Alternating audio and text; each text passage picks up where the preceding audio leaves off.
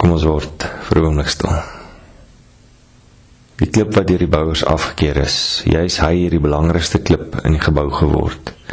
Dit is deur die Here gedoen en is 'n wonder in ons oë. U is my God, U wil ek loof, my God. U grootheid wil ek besing. Loof die Here, want hy is goed. Aan sy liefde is daar geen einde nie. Amen.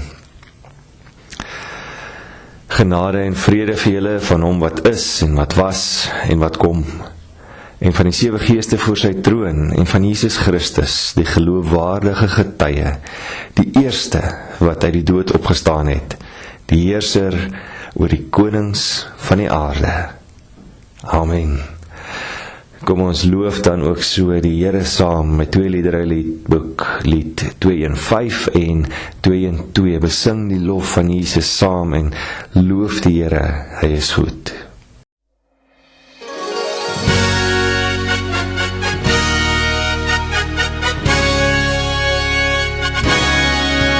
Besing die lof van Jesus saam, ook engele bring om eer. Juich hemel, aarde, roem sy naam, en dien hom, volg hom, loof hom. Christus is die Heer.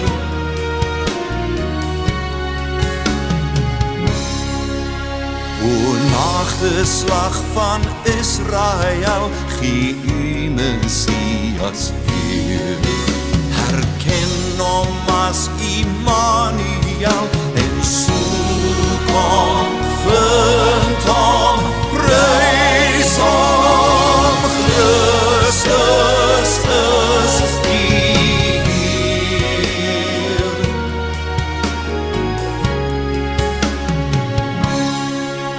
Verdwaaste mens aanvaar dit nou, dat hy jou heil begeer. Bekeer jou en sy gees sal jou laat loof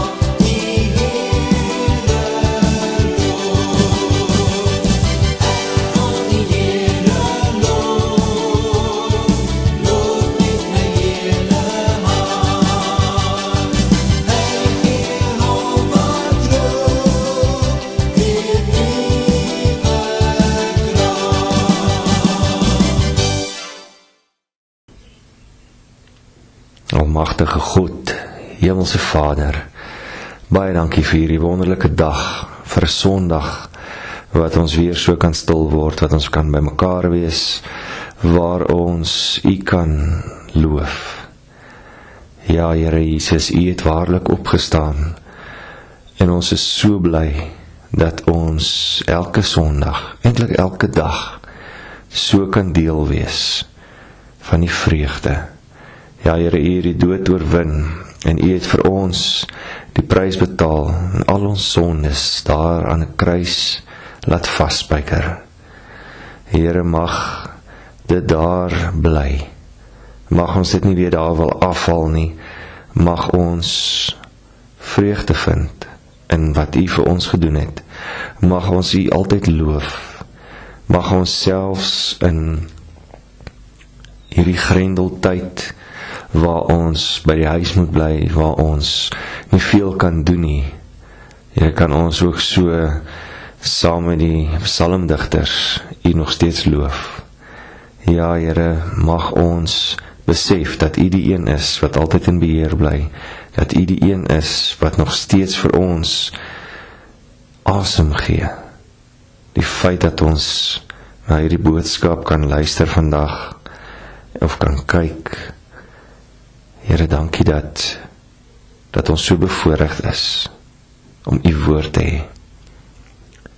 Wil U ons seën in ons saam wees, al is ons dalk van mekaar af. In Jesus se naam. Amen. Vanoggend lees ek vir ons saam Johannes 20 verse 19 tot 31. Daardie Sondag aand was die disippels by mekaar. Alhoewel die deure gesluit was, omdat hulle bang was vir die Jode, het Jesus gekom en tussen hulle gaan staan en vir hulle gesê, vrede vir julle. Nadat hy dit gesê het, wys hy sy hande en sy sy vir hulle. Die disippels was baie bly toe hulle die Here sien. Vrede vir julle, sê hy weer vir hulle, soos die Vader my gestuur het, stuur ek julle ook. Nadat hy dit gesê het, blaas hy oor hulle en sê, ontvang die Heilige Gees. As julle vir mense hulle sondes vergewe, word dit hulle deur God vergewe. As julle dit nie vergewe nie, word dit nie deur God vergewe nie. Thomas, wat ook Didymus genoem word, een van die 12, was nie by die disippels toe Jesus gekom het nie. Die ander disippels sê toe vir hom, ons het die Here gesien, maar hy sê vir hulle, as ek nie die merke van die spykers in sy hande sien, en my vinger in die merke van die spykers steek, en my hand in sy sy steek nie, sal ek nooit glo nie. 8 dae later was Jesus se disippels weer by mekaar, en Thomas was by hulle. Hoewel die deure gesluit was, het Jesus gekom, en tussen hulle gaan staan en gesê, vrede vir julle. Daarna sê hy vir Thomas, bring jou vinger hier, en kyk na my hande, en bring jou hand en steek hom in my sy, en moenie langer ongelowig wees nie, maar wees gelowig. En Thomas sê vir hom, my Here en my God. Toe sê Jesus vir hom, glo jy nou omdat jy my sien? Gelukkig is die wat nie gesien het nie, en tog glo. Jesus het nog baie ander wondertekens wat nie in hierdie boek beskrywe is nie, voor sy disippels gedoen. Maar hierdie wondertekens is beskrywe sodat julle kan glo dat Jesus die Christus is, die Seun van God, en sodat julle deur te glo in sy naam die lewe kan hê. Tot sover dan uit die woord van die Here. Wat glo jy oor die opstanding? Sedert Jesus se opstanding, en veral in die laaste 20 jaar of so, was daar baie mense wat beweer het dat Jesus nie werklik opgestaan het nie, maar dat dit bloot 'n geestelike opstanding was. Ag, en daar is nog vele ander teorieë en stories wat nogal baie twyfel in mense skep. Nou mense, vandag is het my voorreg om via video oproep en deur middel van tegnologie wat diep in my verbeelding lê, met hierdie einste Thomas, waarvan ons nou net gelees het, te gesels in die 1ste eeu na Christus. Goeiedag Thomas, is jy daar? Shalom en Bokkertov. Ekskuus? Hi Christo, het jy dan so gauw jou Hebreeus vergeet? Nee man, ek spot sommer. Kykers, vir die van julle wat nie weet nie, Bokkertov beteken goeiemôre en Shalom beteken vrede, harmonie, heelheid en voorspoed en al sulke goeie dinge. Thomas, dankie dat jy die tyd afstaan om vandag saam met ons te gesels. Christo, dankie vir jou. Ek doen dit graag. Nou maar goed. Thomas, ons het nou net gelees uit Johannes 20 vers 19 tot 31. Ek is seker jy ken die gedeelte dalk beter as ons, aangesien jy self daar was. Maar voordat ek by die moeiliker vrae uitkom, vertel vir ons kykers eers so 'n bietjie meer oor jou. Ons ken maar redelik min van wie jy is, want ons lees nie so baie oor jou in die Bybel nie. Wel, soos julle gelees het, was my naam Thomas of Judas Thomas. Dis nou vir die Hebreëse en die Arameese mense gewees. Die Grieke het my Didymus genoem. Altoe die name, die Grieks en die Hebreëus, beteken tweeling. Ek was moontlik een van 'n tweeling, maar ek kan ongelukkig nie nou vir jou meer daaroor vertel nie. Alhoewel, ek verstaan dat mense in julle tyd en deur die eeue al baie gespekuleer het daaroor.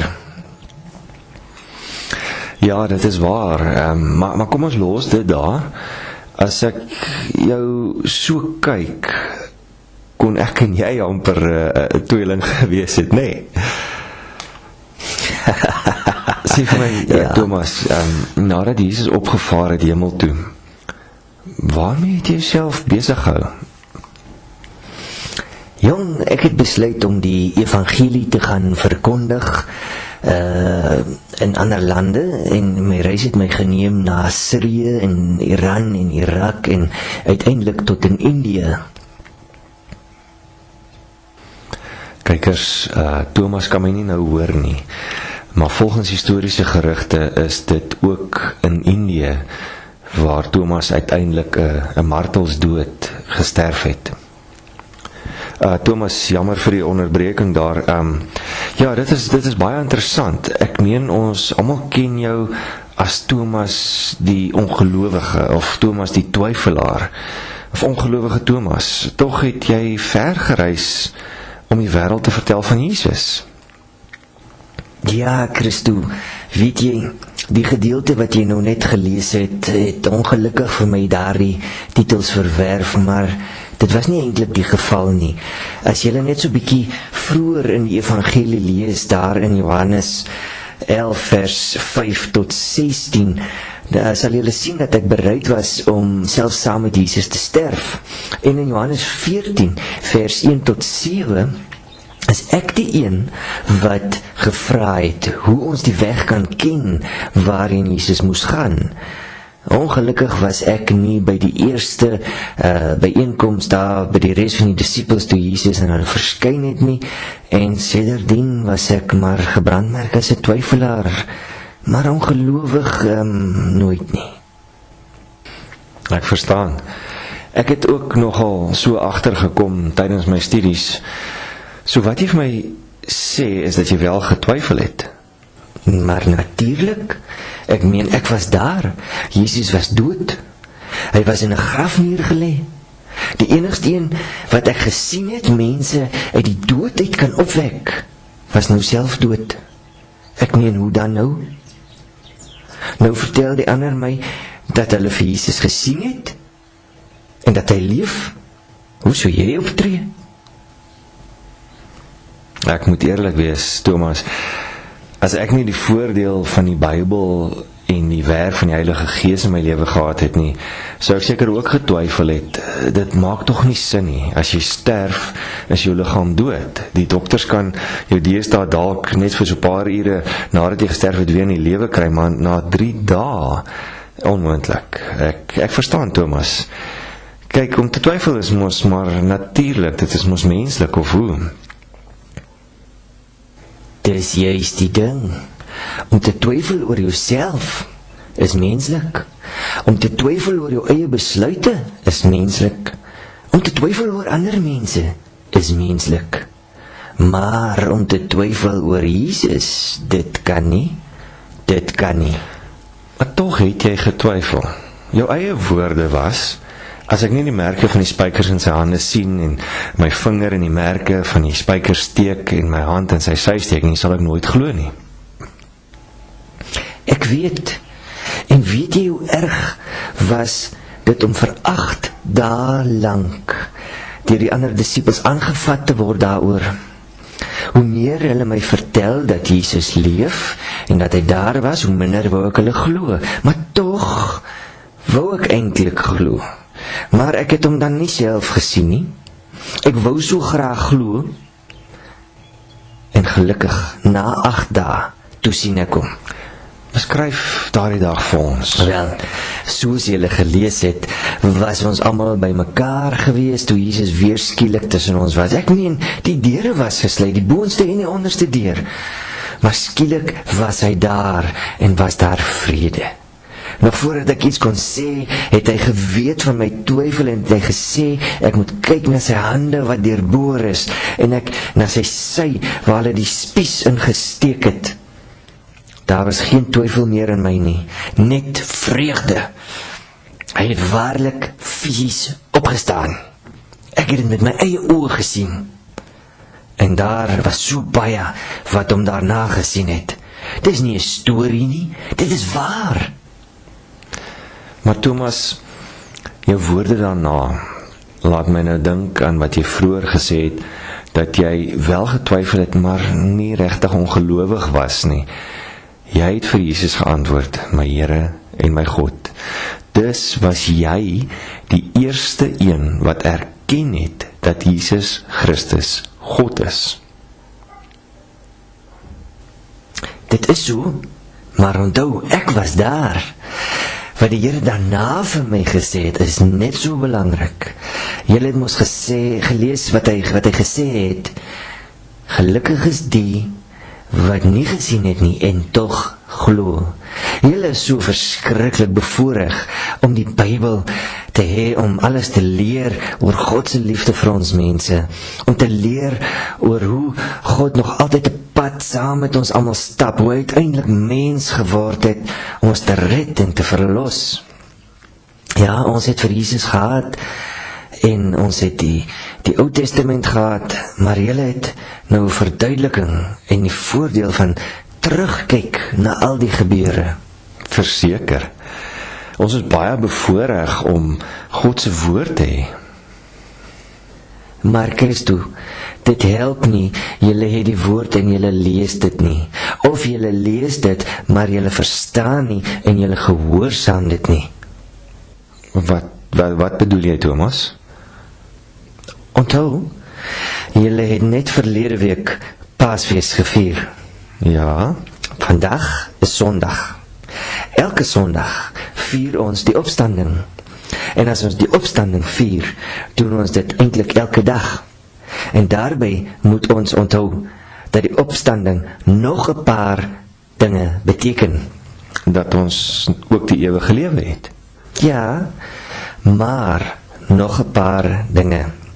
Eerstens, wat was daar die woorde wat Jesus gesê het vir sy disippels, vir almal van ons eintlik, toe ek nou nie daar was nie? Soos die Vader my gestuur het, stuur ek julle ook. Met ander woorde, ons is gestuur. Ons kan nie agter geslote deure bly soos die disippels nie. Ja, ek verstaan, amper die hele wêreld is nou in isolasie daar in julle tyd, maar kyk net hoe gesels ons dan nou. Ons weet dat die isolasie nie vir altyd gaan duur nie. Wat is jou planne hierna? Jy is gestuur. Leef die evangelie oral, altyd. Tweedens, jy doen dit nie alleen nie, en nie uit jou eie krag nie. Jesus se woorde net daarna, ontvang die Heilige Gees. Elkeen van julle wat glo dat Jesus Christus God is, ontvang die gawe van die Heilige Gees, deur die gawe van die geloof. Laat die Heilige Gees julle lei. Die Heilige Gees sal julle vertrooster wees in moeilike tye, maar is ook die bron van julle krag. Die Heilige Gees is aan ons gegee om Jesus se teenwoordigheid in die wêreld voort te sit. Deur ons ontvang dus, aanvaar dus die Heilige Gees se leiding in jou lewe. En derdens, julle het gelees in vers 23, vergewe mekaar. Sjoe, kyk, in ons tyd was dit darem moeilik om mense te vergewe. Ons het ons maar baie trots en ons sukkel daarmee. Ek hoop nie dit is ook so in julle tyd nie. Ja, ek dink ons sukkel dalk nog steeds daarmee. Dis dalk nou nog erger. Onthou, uiteindelik is dit net God wat sondes kan vergewe, maar ons moet mekaar ook vergewe en ons moet aanhou om mense te leer van God se vergifnis.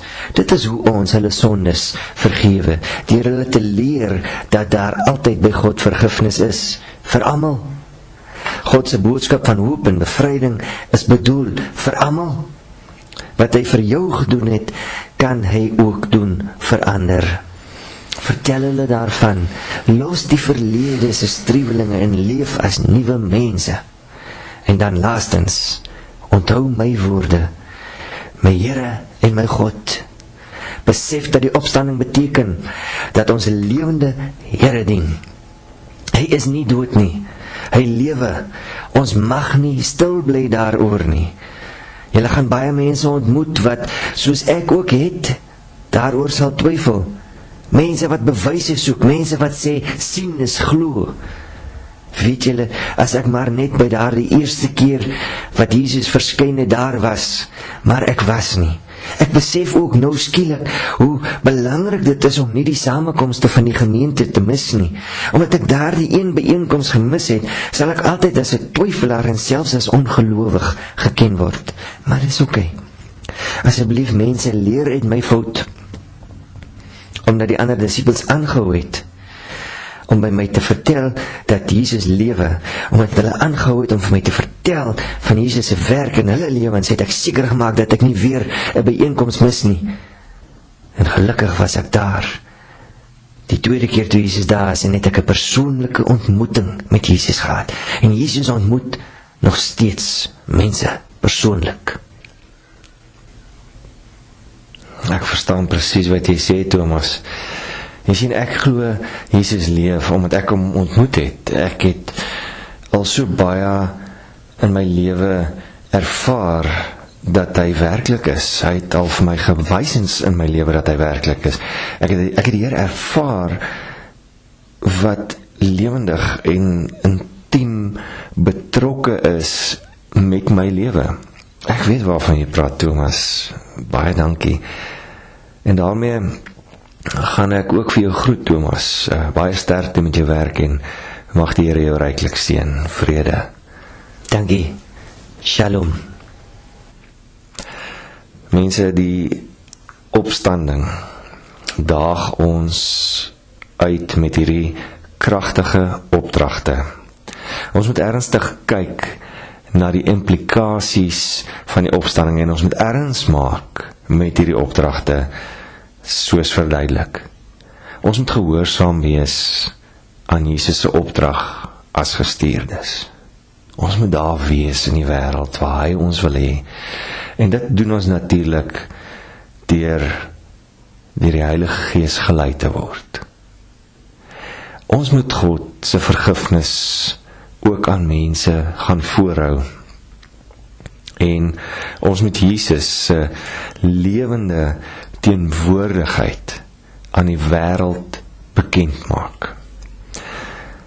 Die vraag is dus nie of jy in die opstanding glo nie, maar eerder of jy iets daaraan gaan doen. Amen. Kom ons bid saam. Ja, Here, U het waarlik opgestaan. Ons loof U, Ons prys U. Dankie Here dat U lewende teenwoordigheid deel is van ons lewens deur U Heilige Gees. Here, U het ons almal gestuur. Help ons om gehoorsaam te wees. Help ons, Here, om aan mense te gaan verkondig van U vergifnis, van U liefde, van U genade. Ja, Here, ons weet hierdie inperking gaan nie vir altyd hou nie. En ons weet dat ons so baie werk het. Dankie dat U vrede in ons leef. Wys vir ons, Here, waar U reeds besig is om te werk in hierdie wêreld. Mag ons daarby aansluit. O Heilige Gees, lei ons. Dankie dat ons mag diensbaar wees in U koninkryk, tot U eer. Amen.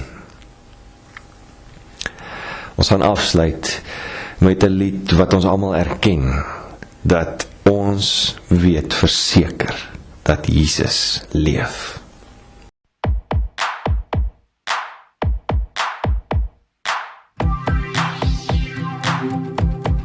Ek weet verseker dat Jesus leef.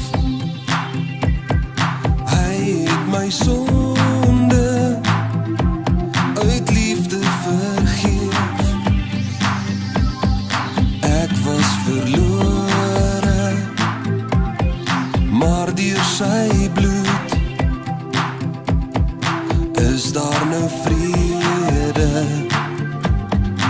in my gemoed. Hy is my leefman, hy laat my leef. Hy is verwinnaar, hy is hier. Selfs as ek struikel en ek berou, sal hy vergewe. Hy bly getrou.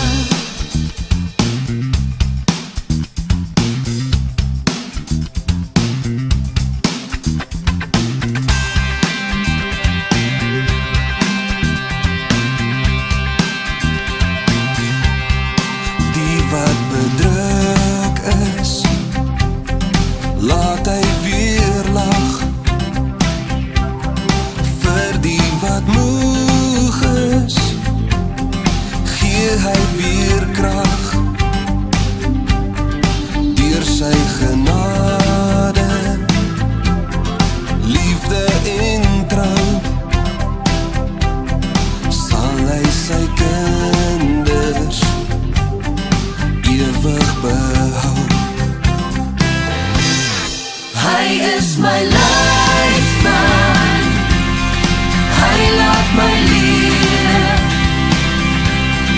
Hy is verwinnaar, hy is hier. Selfs as ek struikel en ek berou, sal hy vergewe.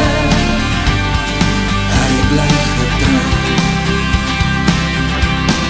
Hy is my leidsman, hy laat my leef. Hy is oorwinnaar, hy is die Heer. Selfs as ek struikel en ek berou, sal hy vergewe. Hy bly getrou.